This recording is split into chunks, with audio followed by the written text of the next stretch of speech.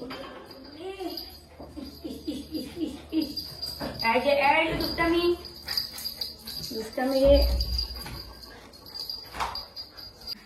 আমাদের এখানে ফ্ল্যাটের এখানে যে জেঠুর দোকান, ওই দোকান থেকে বাজার নিয়ে আসলাম। চিরা, দুধ, তারপরে সর্ষের তেল রান্নার জন্য, তারপরে ঠাকুরের পুজোর জন্য তেল, তারপরে হচ্ছে বিস্কুট আর হচ্ছে দুধ, তো এগুলো আর হচ্ছে সাবান। তো টুকটাক অনেক কিছুই নিয়ে আসলাম। কালকেই সাবান শেষ হয়ে গেছিল রাতে, তো তারপরে আর রাতে আর তো মানে বাড়ি থেকে বেরোনো কোনো মানেই হয় না, তো ওই জন্য ভাবলাম যে পরের দিনই আনবো। তো আজকে সকাল সকাল নিয়ে আসলাম, মা গেল স্নান করতে এখন। তো দুজনে মিলে চা বিস্কুট খেয়েছি, কিন্তু ভারী কিছু খাওয়া হয়নি। মানে চা বিস্কুট খাওয়ার পর কিছুক্ষণ মনে হয় যে কিছু খাবো না, পরে তো ঠিকই খিদা পায়নি। খাটের নিচে, আমি ভেবেছি খাটের উপরে। তো শুভ সকাল, কেমন আছো তোমরা সবাই? আশা করি যে যেখানে আছো ভালো আছো, সুস্থ আছো। আজকে রবিবার, আর রবিবারে নোংরা নিতে আসে না, তো সেই কারণে আজকে শাশুড়ি বউ দুজনে ঘুম থেকে উঠেছে 10:30টার সময়। ওরে দেখ, ওর খেলনা দিয়ে খেলছে। 10:30টার সময় ঘুম থেকে উঠেছি, উঠে চা বিস্কুট মানে চা করলো মা, তারপরে চা বিস্কুট খেলাম দুজনে। আর বিছানা এখনো মানে এটা আমি এখনো গুছাইনি, কারণ এটা গায়ে দিয়ে বসেছিলাম। তো এমনিতে তো মশারি টশারি টাঙাই না, কারণ এখানে তো মশারি টাঙানোর হুক রয়েছে ঠিকই, কিন্তু মশারি টাঙাচ্ছি না। বিকেল থেকে জানলা বন্ধ করে দিচ্ছি, তারপর অল আউট দিয়ে দিচ্ছি, মশা থাকছে না ঘরে। বাহ, তোমাদের সাথে কথা বলতে গিয়ে একটা জিনিস দেখলাম। আমি ভেবেছিলাম কলা মনে হয় নেই, একটা কলা আছে। তো এই একটা কলাই দুজনে ভাগ করে খেয়ে নেব, কারণ এই কলা আনতে গেলে আমাকে রাস্তায় যেতে হবে, আর রাস্তায় যেতে হলে আমাকে ড্রেস চেঞ্জ করে তারপরে যেতে হবে। আর আমাদের ফ্ল্যাটের সামনে যেটুর দোকানে গেলে তো আর ড্রেস চেঞ্জ করতে হয় না, নাইটি পরি সবাই ওখানে যায়। তো যাই হোক, ভেবেছিলাম যে আজকে কোনো ভিডিও টিডিও করবো না, মানে কেন বলো তো, শরীরটা বেশি একটা সুবিধার লাগছে না। কিন্তু তারপরে ভাবলাম না, ভিডিও না করলে আরো বেশি খারাপ লাগবে। ভিডিও করলে তাও তোমাদের সাথে কথাবার্তা হবে, মনে হবে যে এটা দেখায় ওটা দেখায়, এতে করে সময়টা কেটে যাবে। তো চলো এখন আমি দুধটা জাল দিয়ে নেবো, দুধ জাল দিয়ে নেবো। আর মা স্নান করে আস্তে আস্তে দুধ জাল হয়ে যাবে, তারপরে পুজো দেবে। আর আমার খিদেটা একটু মানে বেশি পেয়েছে আজকে, চা বিস্কুট খাওয়ার পরে অনেকক্ষণ যাওয়ার পর এখন খিদে পেয়েছে। তো আমি রেডি করে খেয়ে নেবো, মার জন্য রেখে দিয়ে। আর দুপুরের জন্য কি রান্না বান্না হবে সেটাও ভাবতে হবে। তো চলো। আর গুটুনকে দেওয়া হচ্ছে পেডিগ্রি, গুটুন পেডিগ্রি খেয়ে দিয়ে এখন খেলছে। তো চলো, সারাদিন সঙ্গে থাকো, যতটুকু পারি ততটুকুই তোমাদের সঙ্গে শেয়ার করবো। হ্যাঁ, এটা কার খেলনাটা? দেখো দেখো। আর ঘুম থেকে উঠে জল দিলাম গাছের গোড়ায়, গাছগুলো একদম শুকিয়ে গেছিল, জল টল দিয়েছি পুরো। গাছের গোড়া দেখো পুরো ভেজা। কালকেও একটা লক্ষ্মী জবা ফুটেছিল। আর দেখো এগুলো খুব নোংরা হয়েছে, এগুলো যে আমাদের যে ভ্যাকিউম ক্লিনারটা ওটা দিয়ে পরিষ্কার করতে হবে। আধা কেজি পরিমাণের দুধ নিয়ে আসলাম, আর দুধটা ঢালার পর প্যাকেটের মধ্যে আবার একটু জল দিয়ে আবার ঢালবো। অনেকেই বলে যে শুধু দুধ নাকি জাল দিতে হয় না, এর সাথে আবার একটু জল মিশাতে হয়। তো ওই জন্য দেখো জলও দিয়ে দিলাম একটু। এই যে দেখো চিনি এনেছি আধা কেজি, সাবান দুটো এনেছিলাম, একটা নিয়ে মা বাথরুম গেল। আর সাবানটা আবার ওই দোকানদার জেঠুই আর কি চিরার মধ্যে ঢুকিয়ে তারপরে দিল, আর যদিও গন্ধ করবে না চিরায়। আর বিস্কুট এনেছি, এটা নিউট্রি চয়েসের এই বিস্কুটটা খেতে ভীষণ ভালো লাগে, মানে মেরিগোল্ডের মতোই অনেকটা, কিন্তু এর টেস্টটা অন্যরকম। আর তেল এনেছি আজকে সর্ষের তেলই এনেছি, ইমামি হেলদি অ্যান্ড টেস্টি। আর ঠাকুরের তেলটা মা নিয়ে ঠাকুর করে রেখেছে।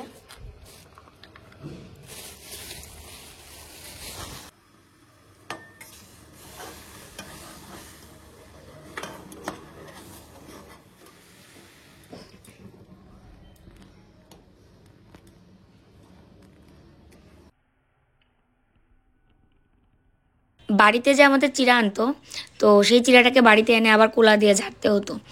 তো এটার মধ্যে কিন্তু সেই নোংরাটা নেই, কিন্তু তারপর দেখা যাচ্ছে ধানের কোন এক দুটো আছে, তো সেটা কোনো ব্যাপার না। আর খাওয়ার জল দিয়ে অবশ্যই ধুয়ে নিচ্ছি চিরা।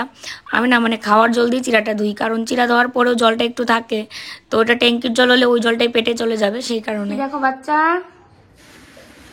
কি দেখো তুমি, আসো। পেডিগ্রি খাইছো তুমি? খাইছো পেডিগ্রি?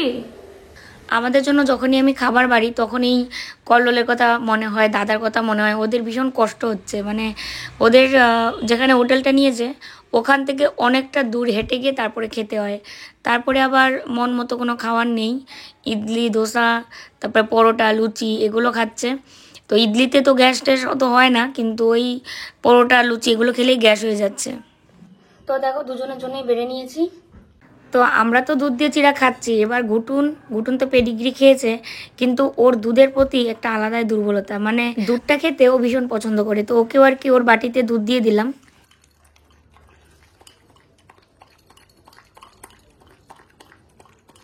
এই সোশ্যাল মিডিয়াতে না আসলে জানতামই না যে কে কেমন কত রকমের মানুষ যে এই পৃথিবীতে রয়েছে।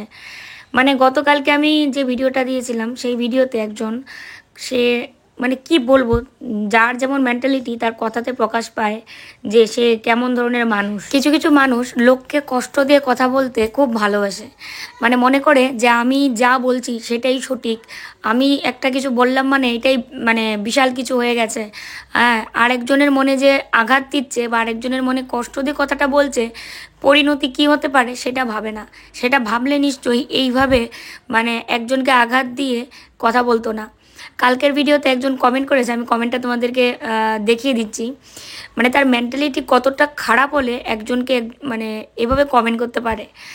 স্বাভাবিকভাবেই একজন মানুষ যখন ঘরে না থাকে তখন কিন্তু বাড়ির অন্যান্য মানুষের ভালো লাগে না, খুব খারাপ লাগে, একা একা লাগে, খালি খালি লাগে, মনে হয় যে কেউ একজন নেই। আর সেই জায়গায় সে হচ্ছে আমার হাজব্যান্ড। বিয়ের পর থেকে এইভাবে আমি কোনোদিন থাকিনি, মানে এতদিন। ও গেছিলো, আমি বলেওছিলাম ভিডিওতে যে আমার শাশুড়ি মাকে দেখতে গেছিলো, তখন জ্বর হয়েছিল, আমার শাশুড়ি মা দিল্লি ছিল, 1 সপ্তাহের জন্য গেছিলো।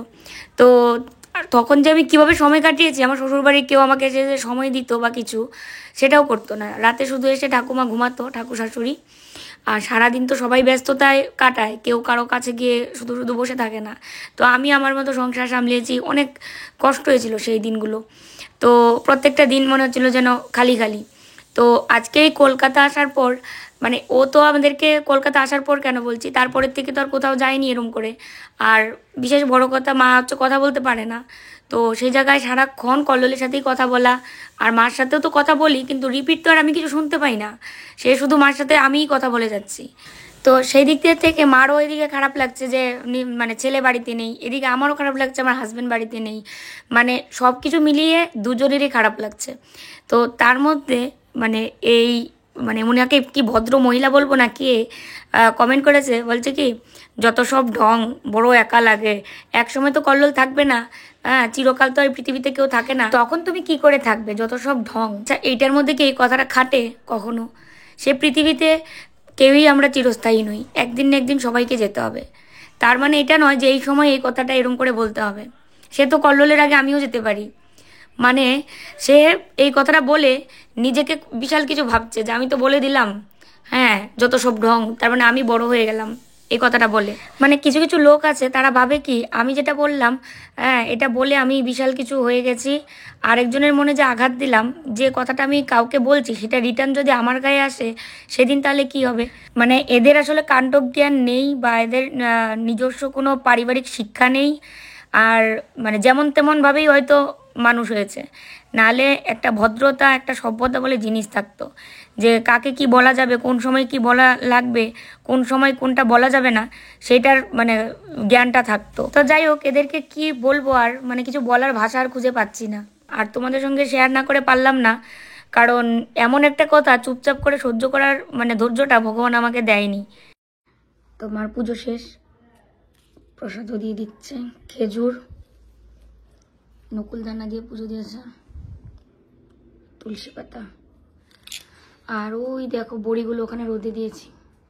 আমি এখন বসে বসে এখানে ভিডিও এডিট করছি। টান টান করে একদম রেডি হয়ে নিয়েছি। প্রথমে একটা জামা পরেছিলাম, দেখি জামার হাতা সেলাই খুলে গেছে, ওটা চেঞ্জ করে আবার এটা পরলাম। আর মা এদিকে ভাত বাড়ছে, মা খাবে। আর দেখো গুটুন আমার সাথে যাওয়ার জন্য অস্থির হয়ে গেছে। তো কালকে যে রান্না করেছিলাম তরকারি টরকারি সমস্ত কিছু রয়ে গেছে, তো আমি ভেবেছিলাম তো ঘরেই খাবো, কিন্তু কাকিমা কোনোভাবে মানছে না, বলে কি চলে আসো এখানে, এখানেই খাবে। আরো দুজনকেও বলেছে। তো মা এই যে গরম গরম ভাত রান্না করে নিয়েছে এখানটায়, হয়েছে তোমার? এত অস্থির করলে তো হবে না, একটু পরে আসবো, একটু পরে আসবো।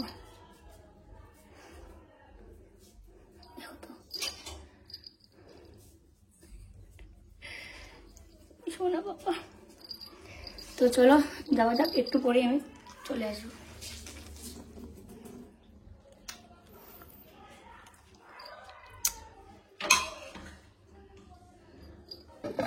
তো এই দেখো কালকের ডাল আছে, মার একার তো হয়ে যাবে।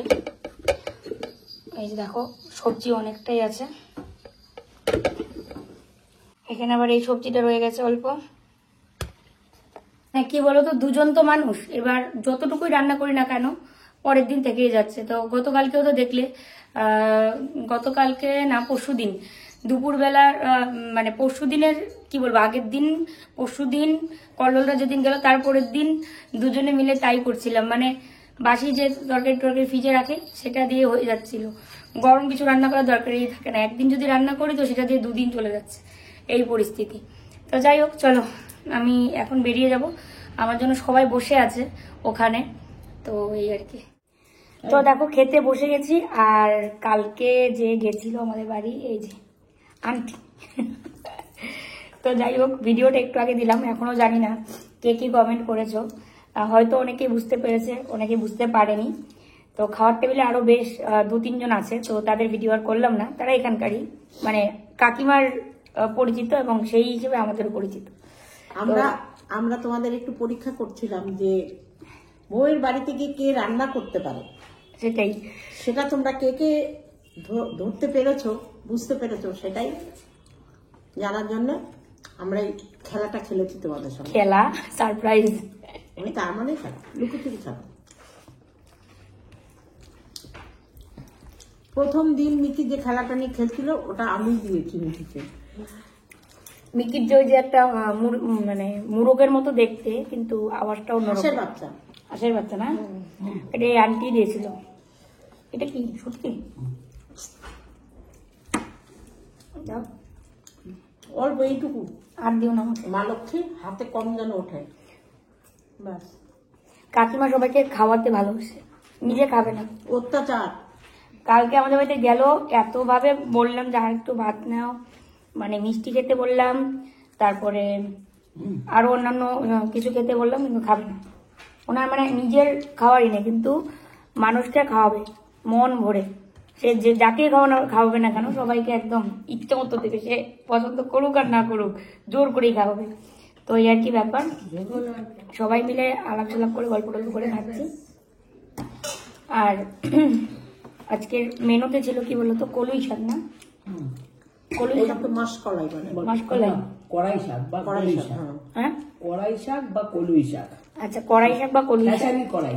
আচ্ছা তারপরে ছিল হচ্ছে আলু ফুলকপির ভাজা, মুগ ডাল দিয়ে সিম দিয়ে একটা কড়াইশুঁটি দিয়ে একটা ডাল, তারপরে শুটকি, তারপরে আবার কাতলা মাছের কালিয়া। তো এই হচ্ছে আজকের রান্না বান্না, সবকিছুই দারুণ হয়েছে খেতে। সবচেয়ে বেশি ভালো লেগেছে আমার মুগ ডালটা, দারুণ। আর শুটকি এখনো খাইনি, আর তাছাড়া সবই ঠিকঠাক, ভালো হয়েছে খুব।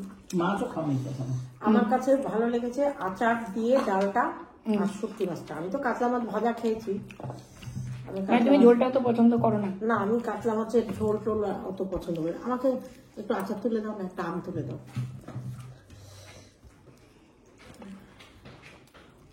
আজকে শুটকি কিনেছি, আমি অনেক শুটকি কিনেছি।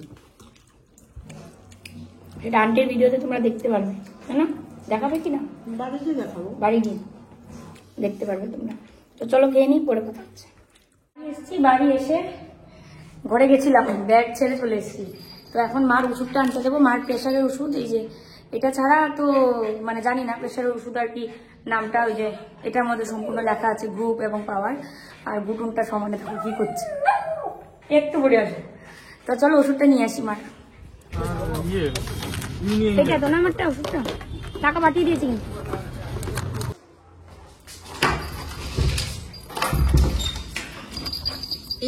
এই দেখে দেখে কি আনছি, সন্তুরে কাপড়। বাইরে থেকে এসে ভীষণ পরিমাণে গরম লেগে গেছে, বাপরে বাপ। এসে হাত মুখটা ধুয়েছি ভালো করে। তো ঘুটুনকে নিয়ে আবার ছাদেও গেছিলাম, ছাদে গিয়ে ওকে একটু ঘুরে টুরে নিয়ে আসলাম, আর মাকেও নিয়ে গেছিলাম দুজনেই। মানে অন্ধকার হয়ে গেছে সেই কারণে আর ভিডিও টিডিও করিনি। তারপরে এসে হাত পা ধুয়ে ভালো করে মুখ চোখ ধুয়ে জলের ঝাপটা দিয়েছি অনেক কবার, কারণ মাথা ব্যথা করছে আর চোখে ঝাপসা দেখছি। অনেকদিন যাবত চশমাটা রেগুলার দিচ্ছি না, ওই জন্যই আমার মনে হচ্ছে। চশমাটা আমাকে বলেছে 24 ঘন্টা দিয়ে রাখতে, শুধু ঘুমানোর সময় স্নান করার সময় খোলা ছাড়া, আর আমার তো একদমই থাকছে না। তো যাই হোক, এখন চোখ মুখটা ধুয়ে চশমাটা দিয়ে এখন মাথাটা একটু মানে চোখগুলো ঠান্ডা লাগছে, সাথে মাথাটাও ব্যথাটা কমছে। তো মাথাটাতে আঁচড়িয়েছি, হাতে পায়ে একটু তেল টেল মাখলাম। তো চলো একটু রেস্ট নিয়ে। দেখো ফ্যান চালানো, মানে প্রচুর গরম লাগছে, জানি না কেন হঠাৎ করে এত গরম লাগছে। মানে তাড়াতাড়ি গেছি আবার এসছি, আবার এসেই আবার ছাদে গেলাম তিনজনে, ঘুটুন আমি মা। তো ছাদের থেকে একটু ঘুরে টুরে আসলাম, ঘুটুনও হ্যাপি ছাদ থেকে এসে জল টল খেলো। দেখো আমার মানি প্ল্যান্ট গাছটা কত সুন্দর হয়ে বেড়েছে। তো গাছটার মধ্যে না জল দেওয়া হয়নি, মানে দেখো জল নেই একদম, দেখাচ্ছি। ওই দেখো তলার মধ্যে জল।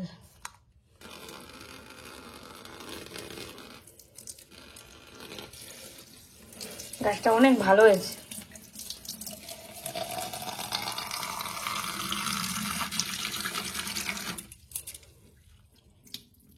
একদম তরতাজা, দেখো গাছটা। মানে ঘরে রাখার পরেও এত সুন্দর জলের মধ্যে গাছ থাকে, সেটা আমি এখানে রেখে বুঝতে পেরেছি। আর বাড়িটা না একটু কিরকম হয়েছিল, মানে বাড়িটা একটু কিরকম যেন একটু হয়েছিল, এত মানে তরতাজা ছিল না আর কি। মানে দেখো অনেকটা, এটা বোঝাই যাচ্ছে, মানে একদম তরতাজা একটা গাছ, খুব সুন্দর। আর আমার ফ্রিজের উপরটা দেখো একদম হিজিবিজি হয়ে গেছে। এগুলোকে প্রত্যেক দিনই রোদে দিই। আর আজকে আমাদের প্রেসার কুকারে ভাত হয়েছিল, ওই জন্য হাঁড়ি উপর করা, বাসনপত্র সব উপর করে রেখে দিয়েছে মা ধুয়ে টুয়ে।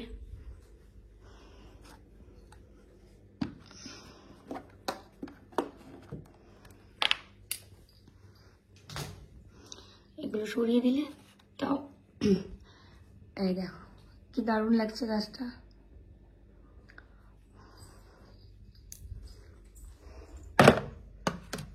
এটাকে প্রত্যেক দিনই রোদে দিতে হবে বড়িগুলো।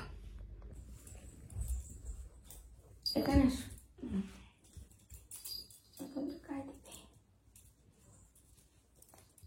দাঁড়াও,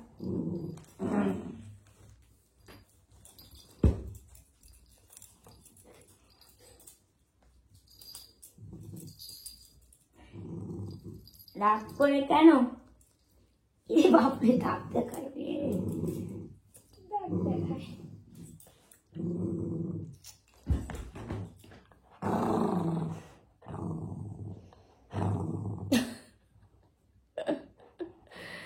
তো চলো তাহলে আজকের ভিডিওটা এখানেই শেষ করি, আর একটু পরে ভাত টাত খাওয়া দাওয়া করবো। মা অতক্ষণ টিভি দেখলো, এখন আর টিভি দেখছে না, শুয়ে আছে। তো কিছুক্ষণ পর ভাত খাবো। ভাত খাওয়ার আগে একটা ওষুধ ছিল, তারপরে সেই ওষুধটা খেলাম। আর বাড়িতে একটু কথা বলবো সবার সাথে গ্রুপ কলে। বাড়িতে বৌদির কাছে মোবাইল থাকে, পাপায়ের কাছে একটা আছে, ওটার মধ্যে সিম নেই, কিন্তু মানে এমনি ইমো খোলা আর কি। আর ওর কাছে মোবাইল থাকে একটা, কারণ ওর মানে এখন তো সব বাচ্চারা জানোই গেম টেম খেলে। তো ওর পড়াশোনার ফাঁকে অল্প একটু গেম খেলে, সারাদিনও পড়াশোনাতেই খুব ব্যস্ত। এই টিউশন যাচ্ছে, এই কোচিং যাচ্ছে, এই স্কুল যাচ্ছে, তো এইভাবেই। আর মার কাছে মোবাইল থাকে। তো এদিকে কল্লোল, দাদা, আমি, মানে 6 জনের একটা গ্রুপ খোলা হয়েছে। তো সেখানে সবাই মিলে একটু হাসি ফুর্তি করবো, এখন ভিডিও কলে কথা বলবো, তারপরে খাওয়া দাওয়া করে তারপরে ঘুমাবো। তো চলো আজকের এই ভিডিওটা এখানেই শেষ করছি। যে যেখানে আছো ভালো থাকবে, সবসময় সুস্থ থাকবে, শুভকামনায় আজকের ভিডিও এখানেই। গুড নাইট, টাটা, দেখা হচ্ছে আবার কালকে।